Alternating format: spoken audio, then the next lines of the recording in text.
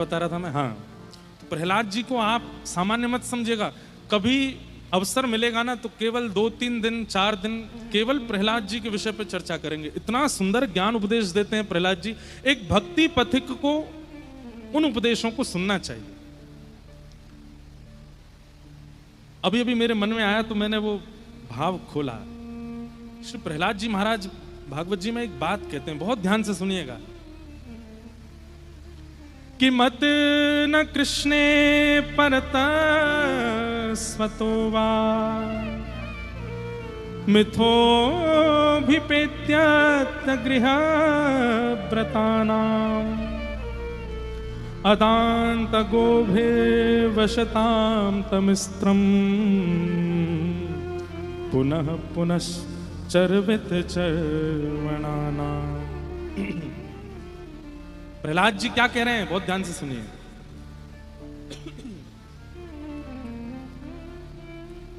जैसी स्थिति मीराबाई की हो गई ऐसी हमको अनुभव क्यों नहीं होती? जैसा अनुभव नरसिंह मेहता को हो गया वैसा हमको क्यों नहीं होता? जैसा अनुभव सूरदास कुंभनदास आदियों को हुआ, इतने दिन से हम लोग कर रहे हैं, हमको वहां अनुभव क्यों नहीं होता है ठाकुर जी का? तो श्री प्रहलाद जी कहते हैं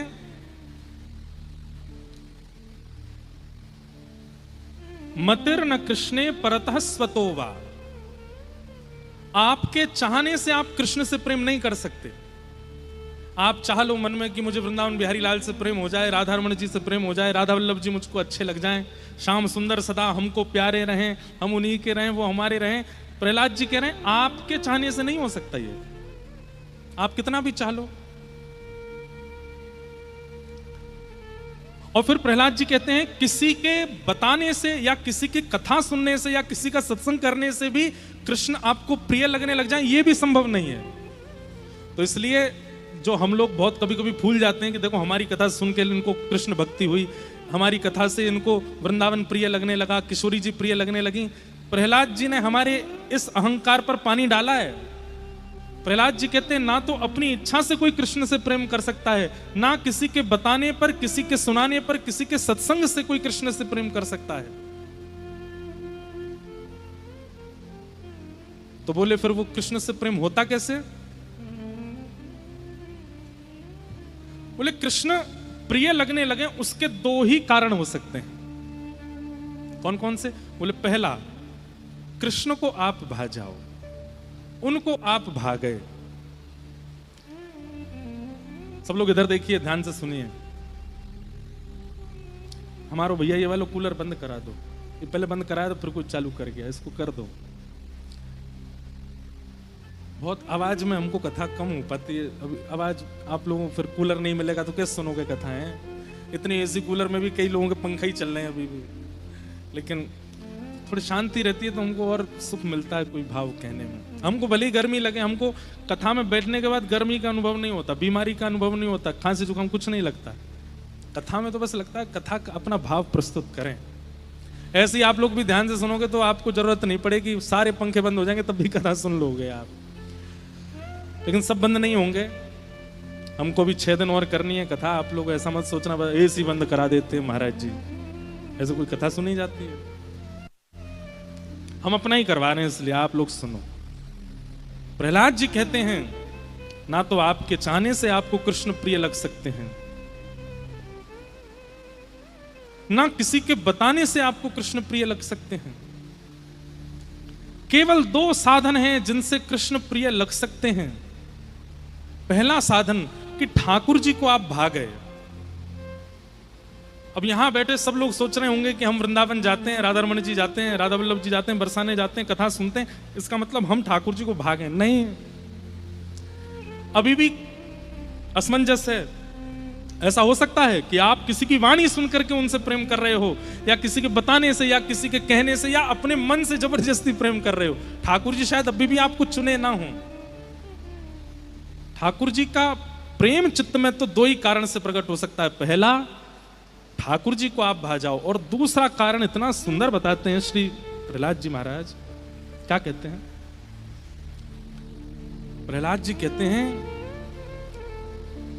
पुनः पुनः बार बार आपके ना चाहते हुए भी किसी महत्पुरुष, किसी भगवत प्रेमी अनुरागी भक्त की चरण रज आपके माथे से बार बार लग गई हो, उसका स्पर्श आपसे हो गया हो, उसके चरण रज आपके किसी अंग का स्पर्श कर गई हो, तो आप ठाकुर जी को प्रिय लग सकते हो और आपके चित्त में प्रेम आ सकता है।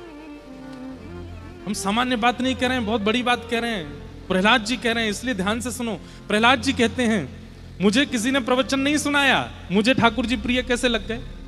अब प्रसंग आता है कि प्रहलाद जी जब मां के गर्भ में थे तब नारद जी ने कथा सुनाई। गर्भ के बालक को याद रहता है कुछ भी याद नहीं रहता। प्रहलाद जी कहते हैं, मैंने किसी का प्रवचन नहीं सुना कि मुझे ठाकुर जी प्रिय लग गए। दूसरा, मैंने तो बचपन से माहौल ही नहीं देखा कि मुझे कहीं हरि दिख गए हों, कहीं मंदिर दिख गया हो, कहीं ठाकुर जी दिख गए हों और मैं उनके भक्ति में आ गया। मैंने कभी देखा भी नहीं उनको, तो मैंने भी नहीं चाहा कि मैं उनसे प्रेम करूं। ना मेरे चाहने से मैं उनका हुआ हूं, ना किसी की वाणी से मैं उनका हुआ हूं। तो बोले फिर आप उनके हो कैसे गए। बोले निश्चित ही किसी महत् पुरुष की चरण रज मेरे मस्तिष्क को प्राप्त हुई, जिस चरण रज के मेरे मस्तिष्क पर लगने से मैं ठाकुर जी को भा गया, मैं उनको भा गया, और जब मैं उनको भा गया तो उनका मेरे प्रति सहज प्रेम हो गया, और वो जब प्रेम करते हैं तो अपने आप उनसे प्रेम होने लग जाता है। ये बात प्रहलाद जी कह रहे हैं। लेकिन ठाकुर जी को आप प्रिय लगोगे कब, जब किसी महत् पुरुष की चरण रज लगी हो, किसी संत के चरण रज या किसी संत का संस्पर्श, किसी महाभागवत का संस्पर्श आपसे हो गया हो। संस्पर्श का मतलब क्या है।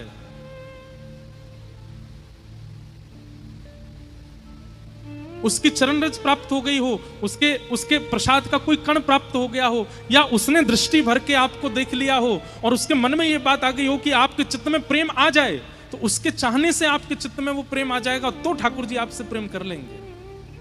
सीधी बात प्रहलाद जी कहते हैं, जब तक कोई महत् पुरुष हमारे प्रति ये भावना नहीं रखता कि हम ठाकुर जी को प्रिय लगें, तब तक हम ठाकुर जी के हो ही नहीं सकते।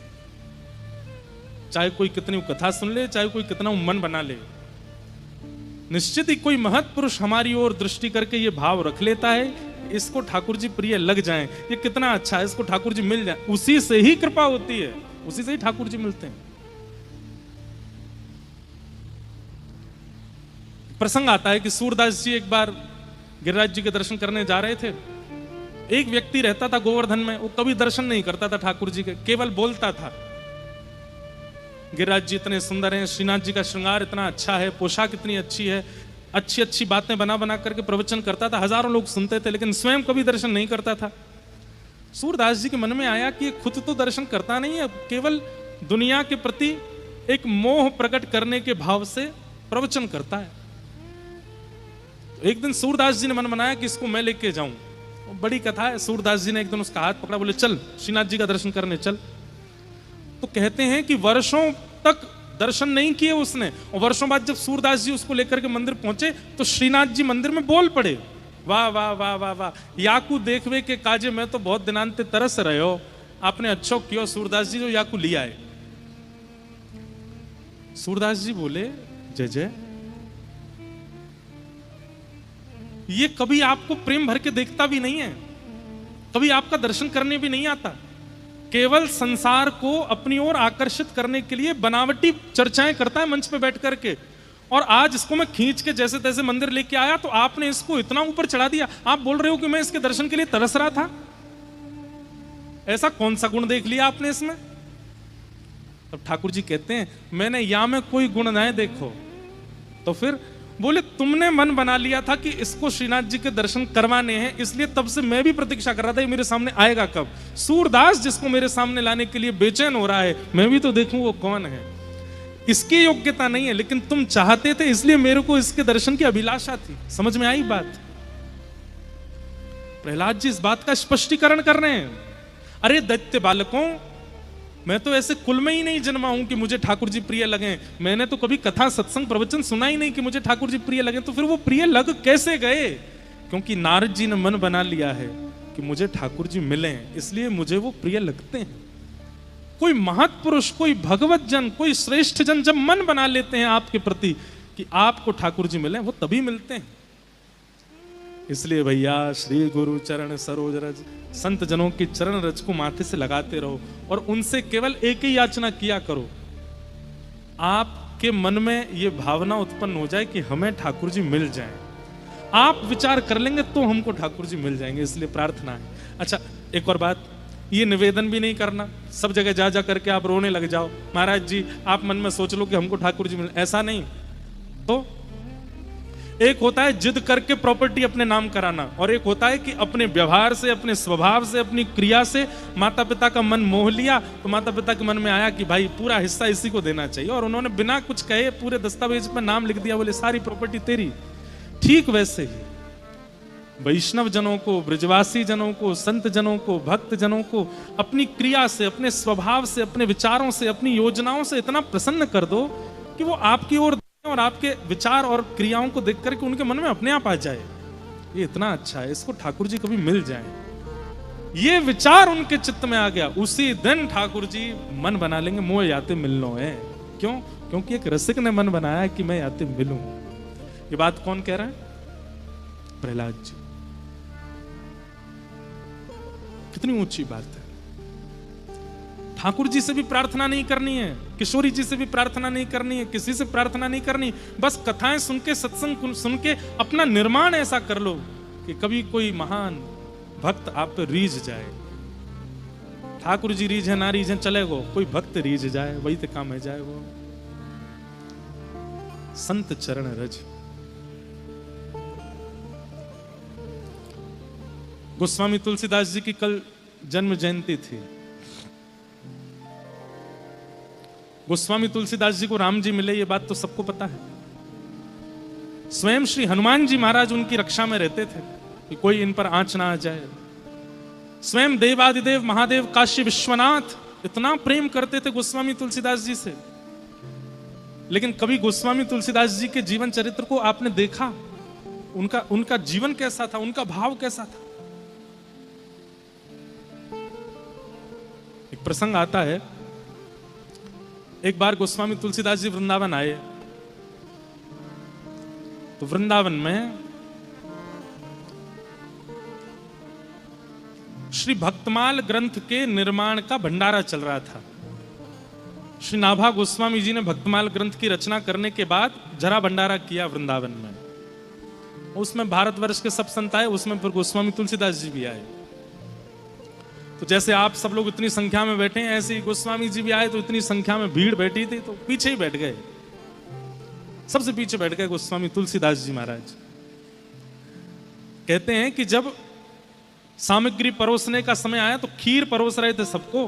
तो आज भी वृंदावन में ऐसा नियम है कि जब कहीं जरा भंडारा होता है ना, तो संत जन अपने अपने टिफिन लेके जाते हैं, अपने अपने छोटे छोटे टिफिन ले जाते हैं, बाकी सब सामग्री तो वहीं पाके आते हैं, खीर उसमें भरवा के लाते हैं और फिर उसको प्रेम से सुबह पालेंगे, फिर रात में पालेंगे, थोड़ी थोड़ी ठंडी करके पाते हैं।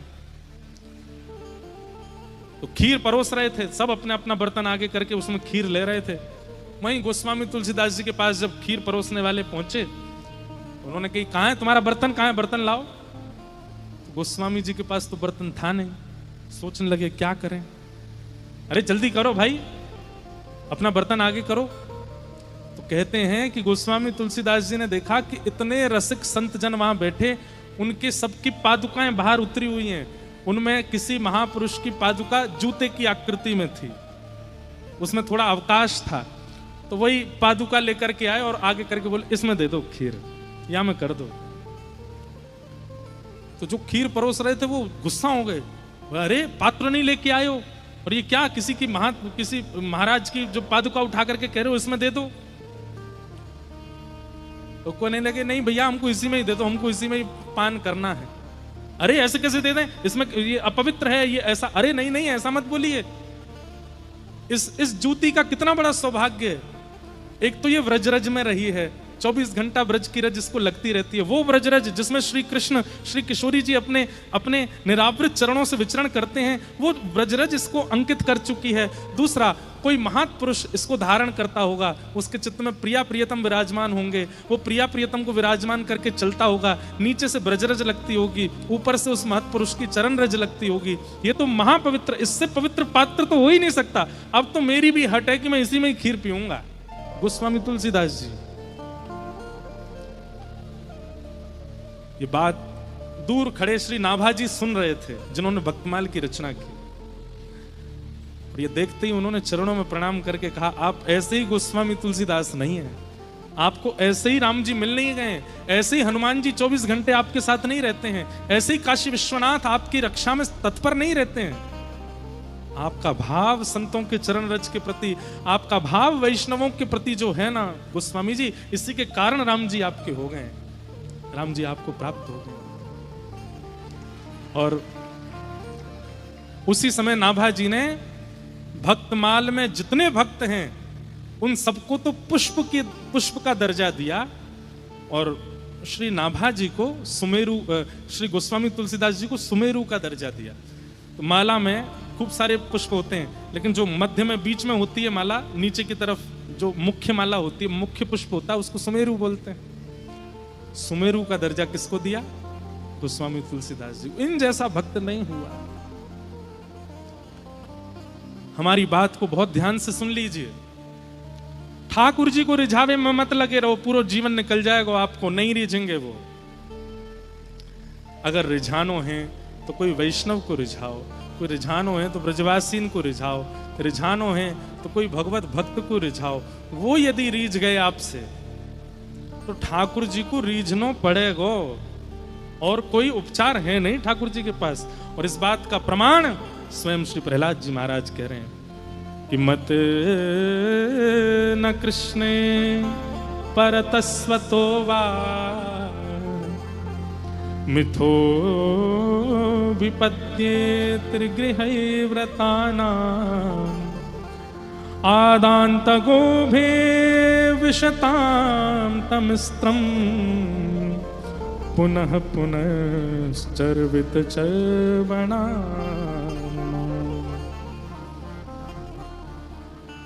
इसलिए किसी भक्त को रिझाओ, प्रयास करो कि हमारे भाव से, स्वभाव से, विचार से कोई रसिक हम पर रीझ जाए, वो हमसे प्रसन्न हो जाए।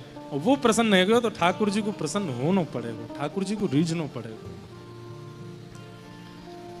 सच्चिदानंद रूपाय विश्वोत्पत्त्यादि हेतवे तापत्रय विनाशाय श्री कृष्णाय वयं नमः। ऐसे श्री कृष्ण को हम बारंबार प्रणाम करते हैं, जो सत्य, चैतन्य और आनंद के स्वरूप हैं, जो उत्पत्ति, पालन और प्रलय करते हैं, जो आदिदैविक, आदि भौतिक, आध्यात्मिक तापों का विनाश करते हैं। ऐसे श्री कृष्ण को हम बारंबार प्रणाम करते हैं।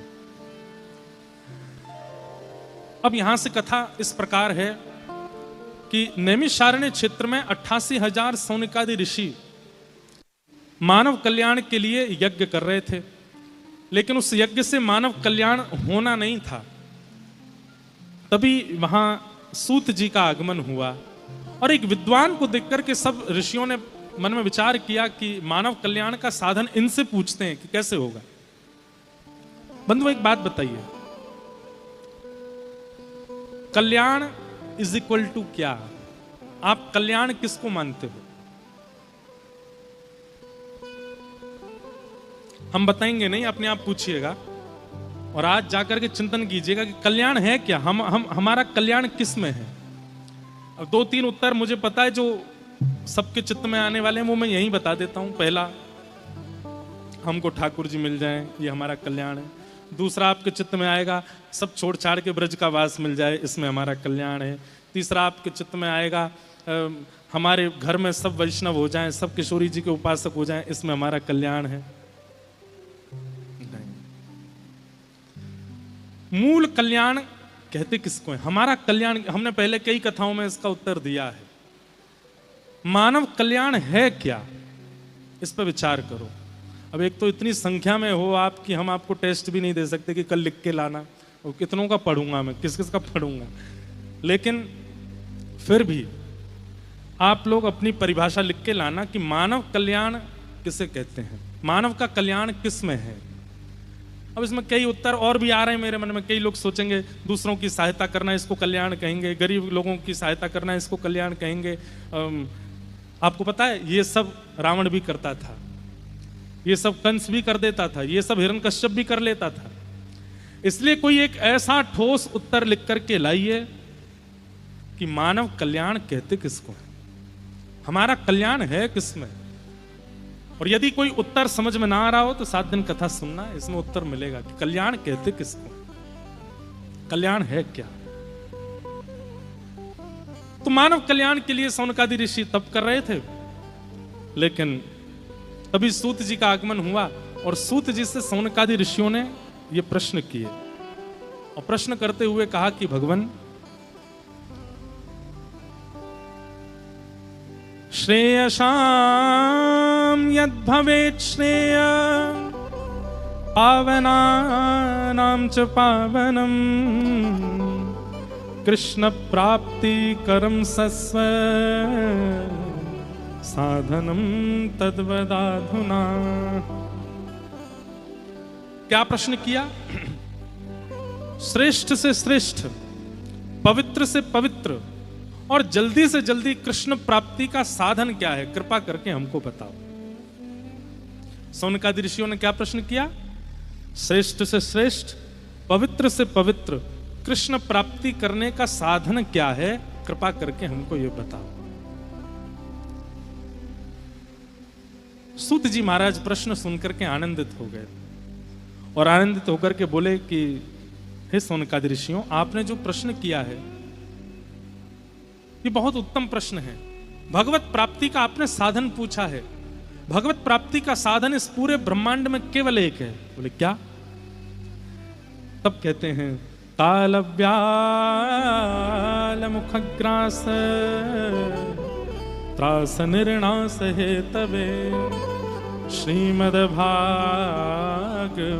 शास्त्र कलो के भाषितम्। भागवत शास्त्र, श्रीमद् भागवत में जो मार्ग बताया गया, जो नियम बताया गया, जो विधि बताई गई, वही भगवत प्राप्ति का साधन है। इस बात को गांठ बांध लीजिएगा। क्षमा प्रार्थी होकर के एक बात हम कहें, कई बार कई लोग कहते हैं हमसे किसी ने ऐसा कहा कि वहां ऐसा लिखा है और आप महाराज जी कथा में भागवत जी का ये बात, तो हमें क्या मानना चाहिए? अब आप बिना मंच के अगर हमसे कुछ भी पूछेंगे तो हम उत्तर कुछ और दे सकते हैं, पर मंच पर बैठ करके आपको स्पष्ट रूप से कह दें, कहीं भी कुछ भी लिखा है, कहीं भी कोई भी बात कही है, किसी ने कुछ भी कहा है, सबको सुन लीजिए, लेकिन मानिए केवल और केवल और केवल श्रीमद् भागवत के। श्रीमद् भागवत में जो मार्ग है, श्रीमद् भागवत में जो विधि है, श्रीमद् भागवत में जो नियम है, उसी से भगवत प्राप्ति होगी, ये निश्चित है। यहां सूत जी महाराज बता रहे हैं। हमारे स्वामी श्री हरदास जी महाराज के परंपरा में ज्यादा विधि विधानों को, ज्यादा नियमों को प्रायोरिटी नहीं दी गई, लेकिन वहां पर भी स्वामी श्री हरदास जी आज्ञा देते हैं कि भागवत जी तो सुननी है, श्रीमद् भागवत जी का पठन पाठन और श्रवण करना है। सूरदास जी महाराज कहते हैं, पढ़िए सुनिए भगति भागवत और कहा कछु कीजय, मन रे कृष्ण नाम कह लीजय। पढ़िए सुनिए भगति भागवत और कहा कछु कीजय, मन रे कृष्ण नाम कह लीजय। सूरदास प्रभु शरण ताकिए, वृथा काहे जीजे, मन रे कृष्ण नाम कह लीजय। सूरदास जी भी आज्ञा करते हैं, मतलब वल्लभ कुल में भी यही आज्ञा की गई है, हमारे रामानुज परंपरा में भी यही आज्ञा की गई है, हरिदास परंपरा में भी यही आज्ञा की गई है। सब परंपराओं में उनके विशिष्ट ग्रंथों के पठन पाठन का नियम होगा, लेकिन सब जगह आज्ञा की गई है कि भागवत जी के सिद्धांत को मानिए, क्योंकि भागवत सिद्धांत से ही आपको भगवत प्राप्ति होगी। वही बात यहां पर कह रहे हैं। सौनकादि ऋषि कहने लगे, बोले महाराज जी भागवत का थोड़ा सा हमको महात्म्य सुना दीजिए, भागवत की हमको थोड़ी विशेषता बता दीजिए। तो यहां भागवत जी का महात्म्य सुनाया गया। एक बार की बात है, नारद जी महाराज पूरी पृथ्वी पर भ्रमण करते हुए, सब जगह दुखी होते हुए जैसे बद्रीनाथ पहुंचे, बद्रीनाथ में सनक सनंदन सनातन सनत कुमारों ने नारद जी से कहा, हे नारद जी आप इतने दुखी क्यों हो, क्या बात है? तब नारद जी ने कहा कि मैं पूरी पृथ्वी पर भ्रमण करता हुआ जब वृंदावन पहुंचा, सब जगह तो मेरे चित्त को अशांति का अनुभव हुआ, लेकिन केवल वृंदावन था जहां मुझे सुख मिला। लेकिन उस वृंदावन में भी मैंने एक आश्चर्य देखा। क्या? कि एक परम युवती है, परम युवा कन्या है, लेकिन उसकी गोद में दो वृद्ध लेटे हुए हैं। और युवा की गोद में दो वृद्धों का लेटना यह शुभ संकेत नहीं है। तो मैंने पूछा, देवी तुम कौन हो, इतनी युवा हो और तुम्हारी गोद में ये दो वृद्ध कौन लेटे हैं? तब उसने अपना परिचय देते हुए कहा कि मैं भक्ति हूं और ये दोनों मेरे पुत्र हैं, ज्ञान और वैराग्य। पहले तो मैं आश्चर्यचकित हुआ कि युवा की गोद में दो वृद्ध, बाद में मैं आश्चर्यचकित हुआ कि युवा मां है और ये वृद्ध दोनों बालक हैं। कैसे हो सकता है ऐसा? बंधुओं, भक्ति सबके चित्त में है। अभी कहना तो नहीं चाहिए, पर एक विमान यात्रा में मैं था, विदेश का ही था। तो मेरे बगल में एक माता जी बैठी थी, कहीं वो सुन रही हो तो अच्छी बात है। तो मैं जैसे ही विमान में आया, गिरधरलाल जी संग में थे, तो मेरे को उन्होंने प्रणाम किया, पैर छुए। मैंने कहा चलो अच्छा है, 10-12 घंटे कोई विदेशी नहीं है बगल में, नहीं तो कुछ भी खाते हैं। मैंने कहा पैर वैर छू रही हैं, प्रणाम कर रही हैं, तो सद्विचार वाली होंगी। मैं जब बैठ गया तो मुझसे बोली, आप बिल्कुल कंफर्टेबल ही रहिएगा, कोई इसमें कौन है? मैंने कहा इसमें हमारे ठाकुर जी हूं। अच्छा अच्छा ठीक। जैसे विमान थोड़ी देर उड़ा, थोड़ी देर बाद मेरी थोड़ी सी झपकी लगी। जब आंख खोल करके देखा तो माता जी तो पीला वाला पानी पी रही मेरे बगल में बैठ के। अब मैं उनकी ओर देखूं और वो मेरे को बिल्कुल ना देखें, और पीती जा रही है चुपचाप। मैंने बहुत बढ़िया। मैं लाल जी, कई बार विदेशी होते हैं ना, वे लोग पूछ लेते हैं कि आप कहीं अनकंफर्टेबल तो नहीं अगर मैं कुछ ऐसा खाऊं या पीऊं तो। मैंने कहा ये तो भारतीय हैं, प्रणाम भी कर रही थी मुझको, मुझे भाई समझ ही गई होंगी तभी तो, पता होते हुए भी कि बगल में ठाकुर जी विराजमान है, फिर भी एक बार भी इनके चित्त में ऐसी भावना नहीं आई। हम कैसे कर सकते हैं?